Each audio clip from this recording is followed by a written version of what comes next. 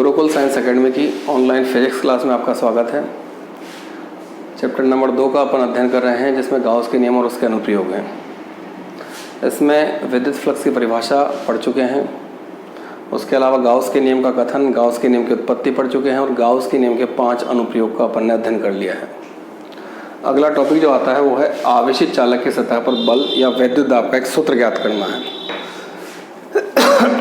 इसमें क्या करें, ये अपने पास कोई चालक सतह हो गई, किसी भी आकृति की हो सकती है, गोलीय भी हो सकती है, कोई अन्य आकृति भी यहाँ पर ले सकते हैं। इस चालक सतह को आवेश क्या दिया, Q दिया। इसको आवेश Q दिया तो Q आवेश इस चालक सतह पर एक समान रूप से क्या हो जाएगा, वितरित हो जाएगा। इसके आंतरिक भाग में आवेश का मान क्या रहेगा, 0 रहेगा। ये एक आवेशित चालक की सतह हो गई। इस सतह को यहाँ पर A पॉइंट हो गया, ये B पॉइंट हो गया और ये पॉइंट क्या हो गया अपने पास C। यहाँ से इस AB भाग को अलग कर दें तो यहाँ से ये अपने पास क्या हो गया, इस चालक सतह का AB भाग हो गया। इस पर ये आवेश हो गया। इस पर आवेश की मात्रा क्या है, dq है और dA इसका क्या हो गया, क्षेत्रफल हो गया। दूसरा जो भाग बच रहा अपने पास ACB, ये अपने पास इस चालक सतह का नीचे वाला पार्ट हो गया। इसका नाम A है, इसका नाम C है और इसका नाम क्या है, B है। यहाँ यह आवेश आएगा।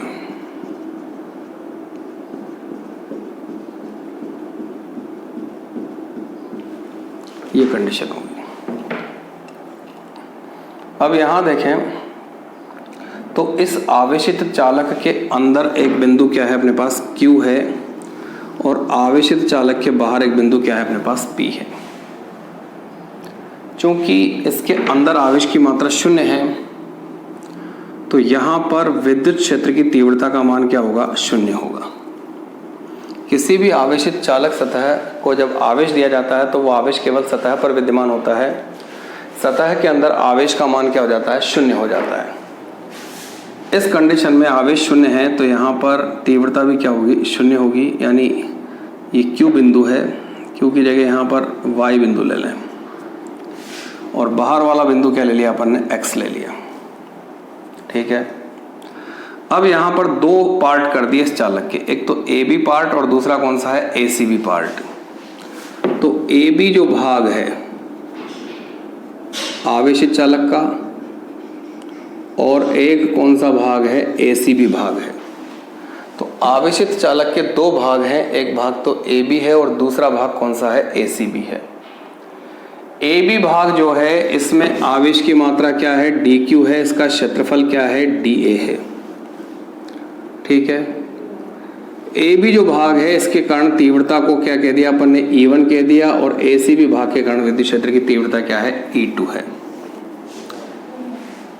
तो यहाँ पर ये बिंदु X क्या है, इस आवेशित चालक के बाहर है और Y जो बिंदु है वो आवेशित चालक के क्या है, मध्य में है। अब यहाँ देखें तो यदि यहाँ पर अपन ने परीक्षण आवेश Q0 रखा तो उस Q0 पर जो AB भाग का आवेश होगा वो एक प्रतिकर्षण बल लगाएगा और इसके कारण तीव्रता क्या आएगी, ऊपर की तरफ क्या होगी, प्राप्त होगी, जिसको E1 के द्वारा अपन ने क्या किया है, व्यक्त किया है। दूसरा जो इसका ACB भाग है जिसके कारण तीव्रता E2 है, वो तीव्रता भी यहाँ ऊपर की तरफ होगी क्योंकि उसमें भी आवेश नीचे की तरफ विद्यमान है और इसके द्वारा लगने वाला बल किधर लगेगा, ऊपर लगेगा।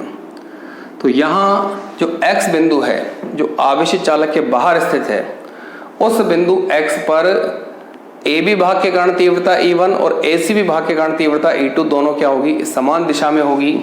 तो यहाँ जो X पॉइंट है, इस X पॉइंट की कुल तीव्रता EX बराबर क्या हो जाएगा, E1 प्लस क्या हो जाएगा, E2 हो जाएगा।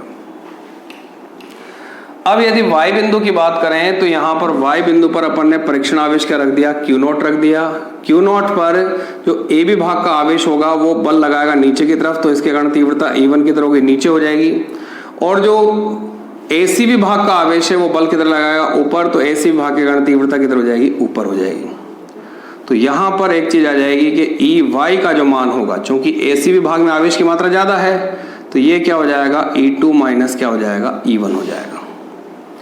अब यहां पर x और y दोनों भागों के कारण अपन ने दोनों बिंदुओं पर तीव्रता का मान ज्ञात कर लिया।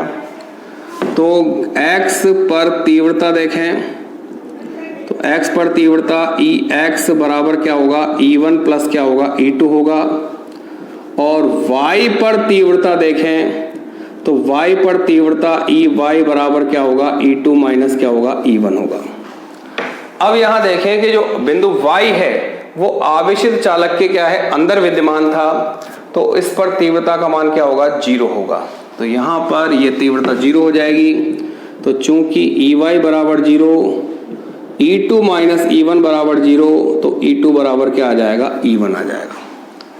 E2 और E1 दोनों तीव्रताएं कैसी होगी, समान होगी। इन दोनों तीव्रताओं को यदि ज्ञात करें तो यहां पर Ex तीव्रता क्या है, किसी भी आवेशित चालक जो है उस आवेशित चालक सतह के कण विद्युत क्षेत्र की तीव्रता का अपन ने मान निकाला है, किससे, गाउस के नियम से।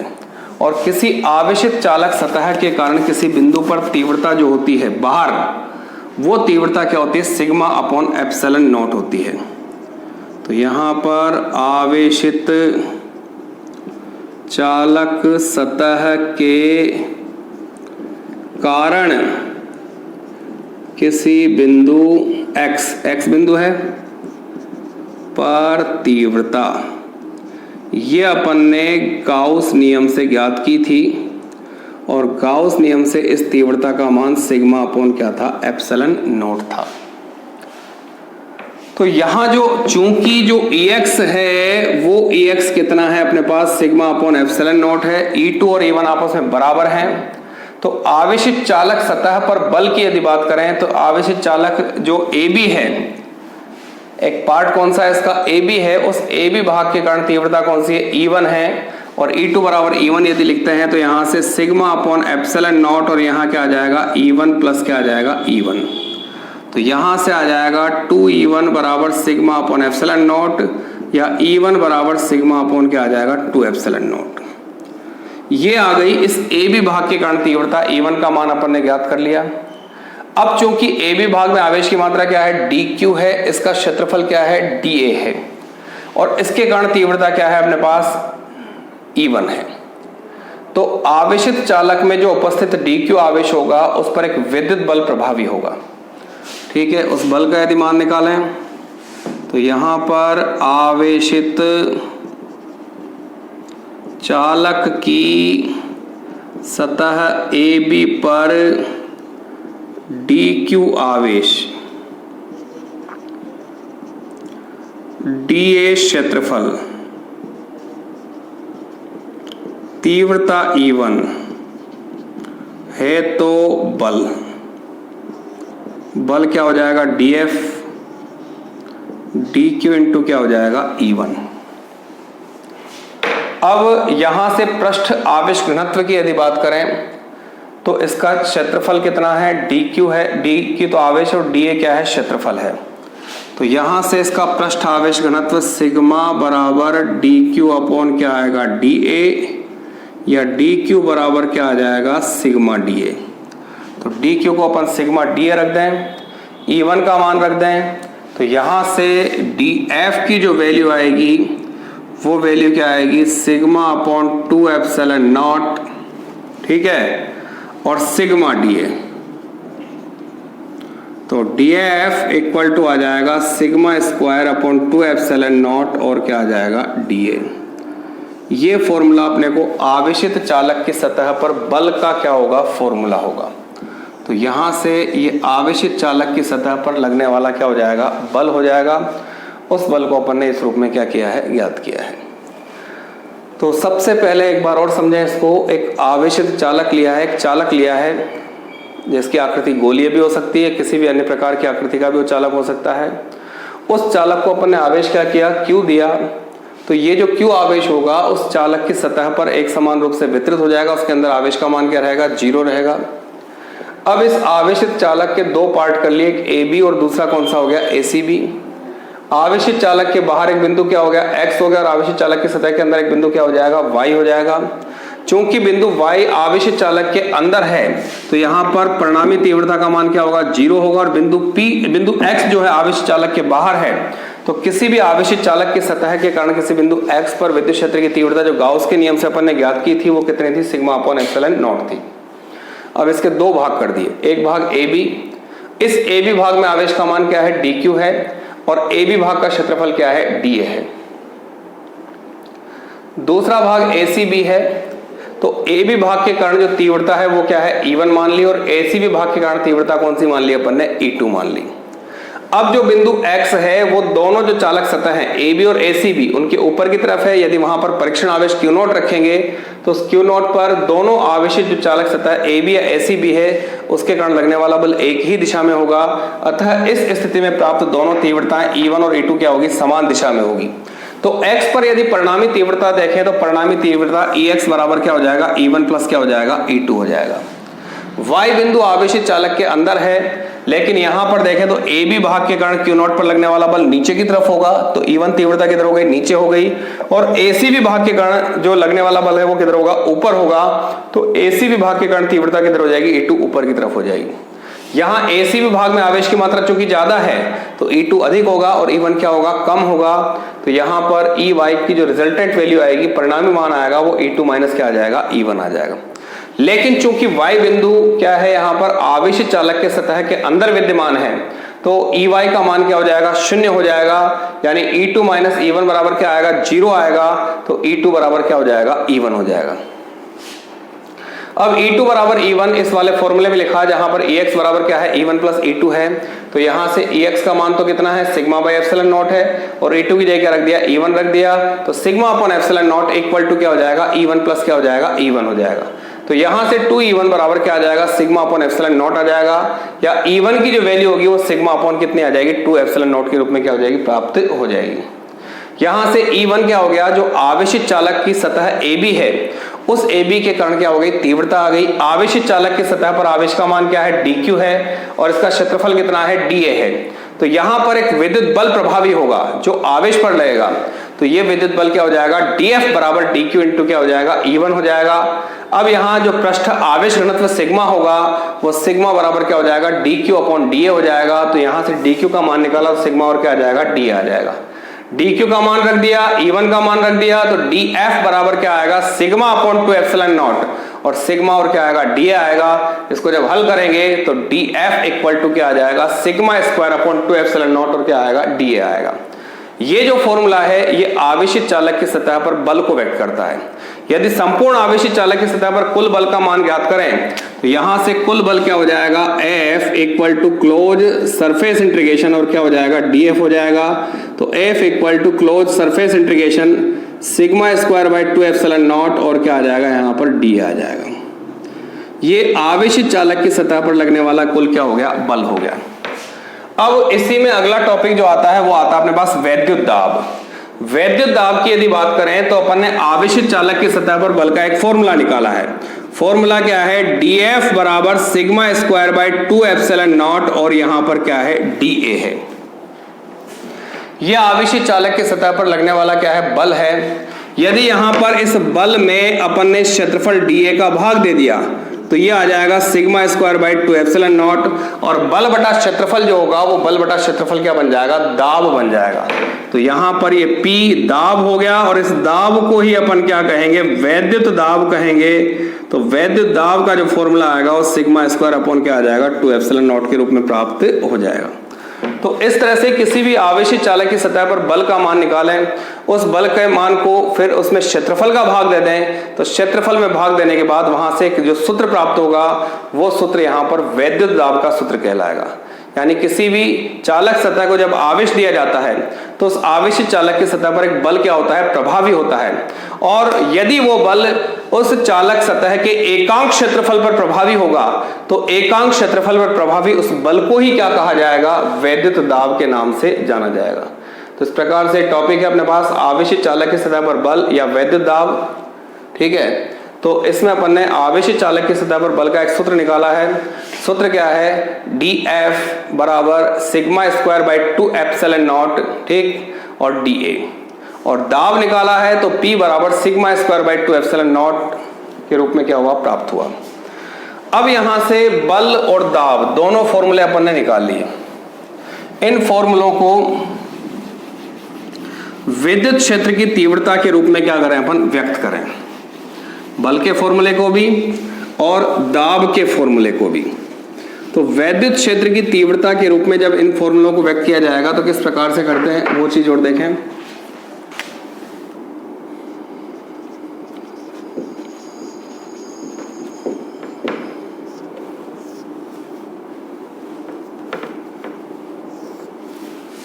बल या दाब के फॉर्मूले हैं अपने पास, dF बराबर sigma square by 2 epsilon naught और क्या है dA।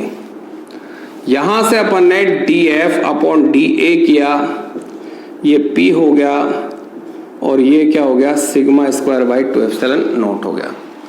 इसे नाम दिया था अपन ने वैद्युत दाब। ये है अपने पास वैद्युत बल जो आवेशित चालक की सतह पर क्या होगा, प्रभावी होगा। अब अपन ने यहां देखा कि चूंकि जो E1 है वो सिग्मा बाई क्या है 2 एप्सिलॉन नॉट है। ये किसका मान है अपने पास, E1 का मान है। ठीक है, निकाला था इसको। E का मान है sigma upon epsilon not. E1 चूंकि दुगना हो गया था तो EX जिसको अपन E कह दें, ये सिग्मा अपॉन कितना है, एप्सिलॉन नॉट है। ठीक है, यहां से अपन ने सिग्मा निकाला तो एप्सिलॉन नॉट और क्या हो जाएगा, E हो जाएगा। ठीक, सिग्मा का ये वाला मान रख दिया तो यहां से dF अपॉन dA जो किसके इक्वल है, P के इक्वल है। तो यहां से 1 अपॉन 2 एप्सिलॉन नॉट और सिग्मा स्क्वायर है तो एप्सिलॉन नॉट और E का क्या हो जाएगा, स्क्वायर। यहां से इसको सॉल्व किया 1 अपॉन 2 एप्सिलॉन नॉट का square E square, 1/2 epsilon naught और क्या हो जाएगा, E स्क्वायर। यानी P का एक फॉर्मूला आ जाएगा 1/2 एप्सिलॉन नॉट और क्या हो जाएगा, E स्क्वायर। विद्युत क्षेत्र की तीव्रता और एप्सिलॉन नॉट के रूप में वैद्युत दाब का क्या कहलाएगा, सूत्र कहलाएगा। यदि यहां पर आवेशित चालक की सतह पर बल को भी व्यक्त कर सकते हैं तो ये आ जाएगा dF equal to 1/2 epsilon naught E square और ये क्या आएगा dA और P बराबर dF upon dA 1/2 epsilon naught और क्या आ गया, E स्क्वायर। ये फॉर्मूला यहां पर अपने को प्राप्त हुआ है। यानी इससे पहले जो अपन ने निकाला था sigma square by 2 epsilon not, वो तो पृष्ठ आवेश घनत्व और निर्वात की वैद्युतशीलता के रूप में था। यहां पर फॉर्मूला निकला है 1/2 एप्सिलॉन नॉट और E स्क्वायर। ये फॉर्मूला यहां पर निर्वात की वैद्युतशीलता और वैद्युत क्षेत्र की तीव्रता के रूप में अपन ने क्या कर लिया, ज्ञात कर लिया। अब इसके बाद एक क्वेश्चन बनता है कि किसी भी आवेशित चालक को जब आवेश दिया जाता है, चाहे उसको धनात्मक आवेश दें चाहे उसको क्या करें अपन ऋणात्मक आवेश दें, दोनों कंडीशन में उस पर वैद्युत दाब प्रभावी होता है। और वैद्युत दाब की जो दिशा है या वैद्युत बल प्रभावी होता है, लगने वाला जो वैद्युत बल होता है उसकी दिशा हमेशा बाहर की तरफ होती है, धनात्मक आवेश में भी और ऋणात्मक आवेश में भी। जैसे एक चालक है, इस चालक को अपन ने प्लस आवेश दिया, ठीक है। अब इसकी सतह पर बल निकाला था अपन ने, विद्युत क्षेत्र की तीव्रता के अनुदिश था। तो इस पर जो लगने वाला बल है dF ये बाहर होगा, dF ये बाहर होगा, dF ये भी बाहर होगा और dF ये भी बाहर होगा। या ये कहें कि इस आवेशित चालक पर जो वैद्युत दाब है वो बाहर की तरफ क्या होगा, प्रभावी होगा। तो वैद्युत दाब भी किधर कार्य करेगा, यहां पर बाहर की तरफ ही क्या होगा, प्रभावी होगा। धनात्मक आवेश देंगे तो भी बाहर की तरफ प्रभावी होगा। और यदि किसी चालक को अपन ने ऋणात्मक आवेश दिया है तो इस कंडीशन में भी लगने वाला वैद्युत बल और वैद्युत जो दाब है वो किधर प्रभावी होगा, यहां पर बाहर की तरफ ही क्या होगा, प्रभावी होगा। dF ये क्या हो गया P, ये क्या हो गया dF और ये क्या हो जाएगा P। यानी किसी भी चालक सतह को जब अपन धनात्मक आवेश दें या उस चालक सतह को अपन ऋणात्मक आवेश दें तो उन दोनों केस में जो प्रभावी वैद्युत बल है या ये कहें कि वैद्युत दाब है वो उस चालक सतह पर बाहर की ओर प्रभावी होता है। इसके कारण चालक सतह के आकार में क्या हो जाती है, वृद्धि हो जाती है।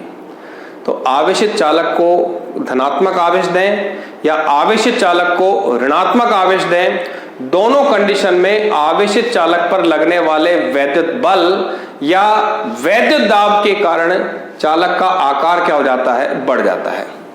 अब यदि वैद्युत दाब या वैद्युत बल के कारण चालक का आकार यदि बढ़ेगा तो चालक के आकार में वृद्धि होने पर वहां पर एक स्थितिज ऊर्जा क्या होगी, उत्पन्न होगी। ठीक है, तो अगला टॉपिक अपना स्थितिज ऊर्जा से संबंधित है। किसी आवेशित चालक की वैद्युत स्थितिज ऊर्जा।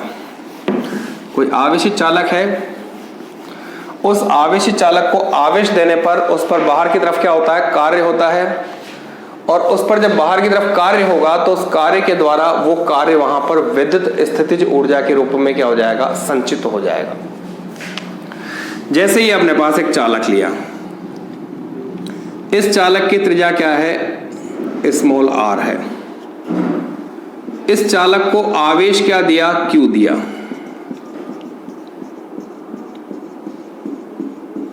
तो चालक को आवेश क्या दिया अपन ने, q दिया।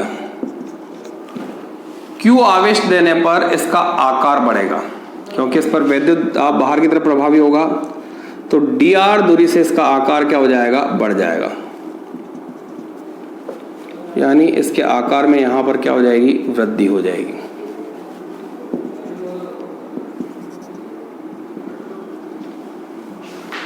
ठीक है, dr दूरी से इसका आकार क्या हो गया, बढ़ गया। आवेश q देते ही, पहले किसी चालक की त्रिज्या क्या थी, स्मॉल r थी। जैसे ही चालक को स्मॉल q आवेश दिया, स्मॉल q आवेश को देने पर यहां पर एक वैद्युत दाब प्रभावी होगा, और उस वैद्युत दाब के प्रभाव में क्या होगा, जो चालक होगा उस चालक का आकार क्या होगा, बढ़ेगा। कितनी दूरी से विस्थापित हो गया, dr दूरी से क्या हो जाएगा, चारों तरफ से क्या हो जाएगा, विस्थापित हो जाएगा। तो यहां पर यदि अपन देखें कि वैद्युत दाब, तो वैद्युत जो दाब है वो P है, और P का मान सिग्मा स्क्वायर बाई कितना है, 2 एप्सिलॉन नॉट है। ये अपने पास वैद्युत दाब का सूत्र है। ठीक है, दाब का सूत्र है। अब यहां पर आवेशित चालक जो है उसकी क्या होगी, वैद्युत स्थितिज ऊर्जा। ये जो टॉपिक है ये है अपने पास आवेशित चालक की वैद्युत स्थितिज ऊर्जा। यानी कोई भी चालक है जिसकी त्रिज्या r है, जैसे ही उस चालक को आवेश कर किया जाएगा, q दिया जाएगा, तो वो q आवेश के कारण उसका आकार क्या होगा, बढ़ेगा। और जब चालक का आकार बढ़ेगा तो यहाँ पर चालक पर एक तरह से आवेश देने पर क्या होगा, बाहर से कार्य होगा, और वो किया गया कार्य ही वैद्युत स्थितिज ऊर्जा के रूप में क्या होगा, प्राप्त होगा। वैद्युत दाब का अपन सूत्र निकाल चुके हैं, और सूत्र क्या है, P बराबर sigma square by 2 epsilon not है। तो यहां से कार्य देखें तो कार्य होता है बल गुणा विस्थापन। तो कार्य dw होगा, बल क्या है, F है, और विस्थापन क्या है, dr है। ठीक है, बल बटा क्षेत्रफल, ये किसके बराबर होता है, कार्य के बराबर होता है, वो दाब के बराबर होता है। चूंकि दाब P बराबर बल F अपॉन क्षेत्रफल A क्षेत्रफल यहां पर क्या होगा, इस चालक गोले का क्षेत्रफल है। तो चालक गोले का इनिशियल क्षेत्रफल क्या हो जाएगा, 4 पाई r स्क्वायर हो जाएगा। तो चूंकि A बराबर क्या होगा, 4 पाई r स्क्वायर, चालक गोले का क्षेत्रफल, तो यहां से P बराबर F अपॉन क्या हो गया, 4 पाई r स्क्वायर। तो F बराबर P इंटू क्या आ जाएगा, 4 पाई r स्क्वायर। तो यहां से F का ये वाला मान रख दें तो ये आ जाएगा अपने पास। अतः dw बराबर P 4 पाई r स्क्वायर, और क्या आ गया, dr आ गया। 4 पाई r स्क्वायर क्षेत्रफल है, ठीक है, और dr क्या चीज है, विस्थापन है। क्षेत्रफल इंटू विस्थापन, एक तरह से आयतन इसको लिख सकते हैं, या ये फॉर्म भी लिख सकते हैं। ये किया गया कार्य ही स्थितिज ऊर्जा के रूप में प्राप्त होगा। तो du बराबर क्या आ जाएगा, dw, यह आएगा P 4 पाई r स्क्वायर और dr। ठीक है, ये अपने पास स्थितिज ऊर्जा आ गई। U निकालना है तो क्लोज वॉल्यूम इंटीग्रेशन करना पड़ेगा, क्योंकि ये क्षेत्रफल इंटू क्या हो गया, दूरी, ये क्या हो जाएगा, वॉल्यूम इंटीग्रेशन बन जाएगा, और वॉल्यूम इंटीग्रेशन बनते ही P 4 पाई आर स्क्वायर और क्या हो जाएगा, dr हो जाएगा। 4 पाई आर स्क्वायर dr, इसको अपन क्या लिख सकते हैं, dv लिख सकते हैं। तो यहाँ पर जो 4 पाई आर स्क्वायर dr है ये किसके बराबर हो गया, dv के। तो u बराबर integration volume integration P into क्या आ जाएगा, dv आ जाएगा। अब यहाँ से चूंकि du लिखे हैं तो du बराबर P इंटू क्या आएगा, dv आएगा, और du बाई dv निकाले तो ये कहलाएगी एकांक आयतन की वैद्युत स्थितिज ऊर्जा। ये किसके बराबर होगी, P के, और P का मान कितना है, sigma square by 2 epsilon not है। तो चूंकि P बराबर sigma square by 2 epsilon not भी लिख सकते हैं, या 1/2 एप्सिलॉन नॉट और क्या लिख सकते हैं, E स्क्वायर भी लिख सकते हैं। तो यहाँ से du बाई dv का जो मान आएगा वो मान P के बराबर होगा, इसको sigma square by 2 epsilon not या 1/2 एप्सिलॉन नॉट और क्या लिख देंगे, E स्क्वायर के रूप में इसको व्यक्त कर देंगे। तो इस प्रकार से देख रहे हैं कि किसी भी आवेशित चालक की विद्युत स्थितिज ऊर्जा अपन ज्ञात कर सकते हैं। एक चालक लिया जिसकी त्रिज्या क्या है, स्मॉल r है, इसको आवेश क्या दिया, Q दिया। Q आवेश देते हैं इस चालक पर, वैद्युत दाब के प्रभाव में इसका आकार क्या होगा, बढ़ेगा। इसके आकार में भी वृद्धि कितनी है, dr दूरी से क्या हो जाएगा, विस्थापित हो जाएगा। अब इस स्थिति में यहाँ पर क्या होगा, कार्य होगा। तो कार्य का सूत्र निकाला, dw बराबर F इंटू क्या कर दिया, dr कर दिया। दाब जो होता है, दाब P बराबर बल बटा क्या होता है, क्षेत्रफल होता है। क्षेत्रफल गोले का क्या होगा, 4 पाई आर स्क्वायर होगा। तो P बराबर क्या होगा, F upon 4 pi r square आ जाएगा। F का मान निकाला तो F इक्वल टू क्या आ जाएगा, P into 4 pi r square आ जाएगा। यहाँ से dw को ज्ञात किया तो dw बराबर P into 4 pi r square और क्या हो जाएगा, dr हो जाएगा। तो ये जो dw होगा ये ही du के तुल्य होगा, यानी ये स्थितिज ऊर्जा के तुल्य होगा। U निकाला तो यहाँ पर 4 पाई आर स्क्वायर dr, ये वॉल्यूम बन जाएगा, यानी इसको dv लिख सकते हैं। तो U बराबर close volume integration P into 4 pi r square dr लिख दें, या 4 पाई आर स्क्वायर dr को क्या लिख देंगे अपन, dv लिख देंगे। तो U इक्वल टू क्या हो जाएगा, clause volume integration P into क्या हो जाएगा, dv।